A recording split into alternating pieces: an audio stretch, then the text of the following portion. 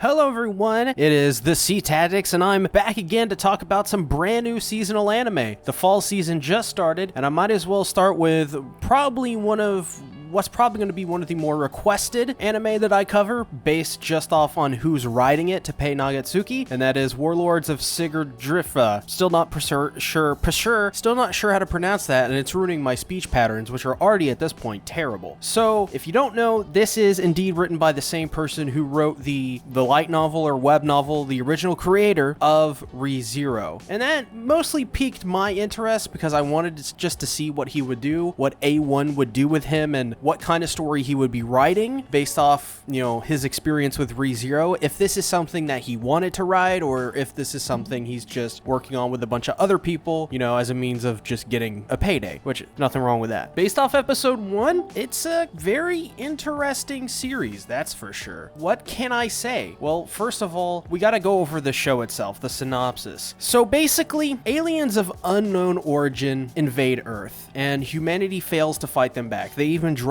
a nuke on them, and it just doesn't work. And immediately off the bat, we're getting Evangelion vibes with this, and we'll talk about that later. I'm sure some of you as well have noticed. But a child appears, and also he can turn himself into an old man. Apparently, he is chief of gods Odin, and to basically give them something to fight back with, Odin says he will give them the ability to fight with his daughter, Claudia Bruford. That's pretty much the show. It's basically that from what I can gather based off the first episode. Now, the synopsis will say essentially that these magical planes and magical girls are there to defend planet Earth, and with these magical planes and their magical special abilities, they will be able to save humanity. That's pretty much what the show is about, based off what we've seen. Based off what the episode, though, we were told, well, not so much, and that's an issue we're going to get into just a second, but I really want to talk about some of this animation, and really just the action first, because it is very reminiscent of Princess and the Pilot and other fantasy military shows in its genre. It's very good. It's very good. The aerial combat is very solid, and you will be enjoying yourself, especially with the aerial combat. It's really good. Animation itself, though, very solid as well. Characters are, I can't express this enough. Characters are animated very well, much like my expressions right now about how much I love how well the characters are animated. Their expressions are very well animated as well. They were all very charming girls, and it wasn't only the girls that were charming, it was the dudes in the cast, or the random girls that aren't, these idol military girls, which is something we'll discuss here in a moment, because I think there's something going on here, and why I think I'm getting a bunch of idol vibes from this show. But really, this show reminds me a lot of Evangelion, but like a military version of Evangelion with like none of the really deep writing. And I think that's pretty much because of what's having to do with the plot. There's an alien force that is invading humanity. They're putting humanity into a corner, and as well, it seems that each alien is going to have something unique to them. Maybe a special unique ability that the Valkyries have to fight back against and use their teamwork to make sure that they can get through this and save humanity. It's honestly a very cool idea because it's an idea that's been tried and true. It's a lot like Monster of the Week, but it's actually put some thought into it. It's it's Evangelion. It's what Evangelion did. Evangelion was very much what people would consider Monster of the Week, but they didn't just throw monsters out there like, say, Inuyasha. They instead had these aliens, or well, in Evangelion's case, angels, that would have special abilities that would be unique and would look different and almost became characters within the fan base of Evangelion itself. That's what I love so much about Evangelion, and it seems Warlords is actually taking that direction of having really uniquely designed aliens or angels and putting them in the show and having them have special unique abilities. We saw in the very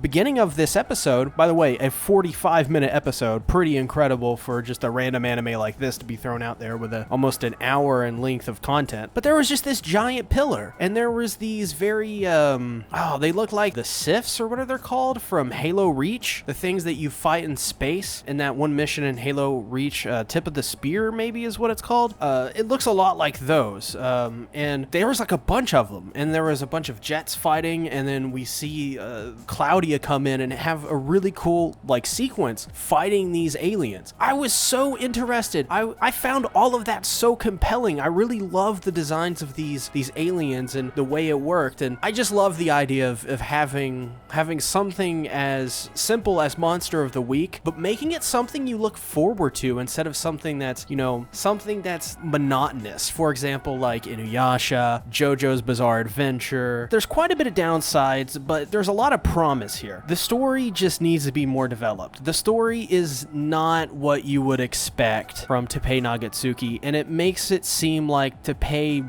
this isn't something he originally pinned, right? That's not what it feels like. Instead, it feels like Teppei just wanted to do something fun. Just wanted to take on a work that wasn't ReZero and recharge his batteries. That's really what it seems like. And that's totally fine. So when you go into this show, do not expect a 9 out of 10, an 8 out of 10 banger. Expect more something along the lines of a 6 or a 7, and you'll actually really enjoy this show. I do think the show is going to get way better in the future, though. I do think that. But like I said earlier, a 40+ minute episode, which is great, and this episode filled all 40 minutes of its episode with good content, but I don't know much about the story. I don't. At this point, I just don't know much about it. I know more of what the synopsis of what it told me on Mao than what the episode actually told me itself. I don't know what the role of the girls are. If I didn't read the synopsis, I would be totally lost as to why these 4 girls are in a plane flying and why they're so young, which is another thing they took from Evangelion, is the younger pilots. Why they're so gosh darn kawaii desu. I don't know why. I don't know why. They haven't ever explained it. Also, why are they so special? Why are the Valkyries so special? You have people like John Bull that are there fighting in one of the most high-tech military,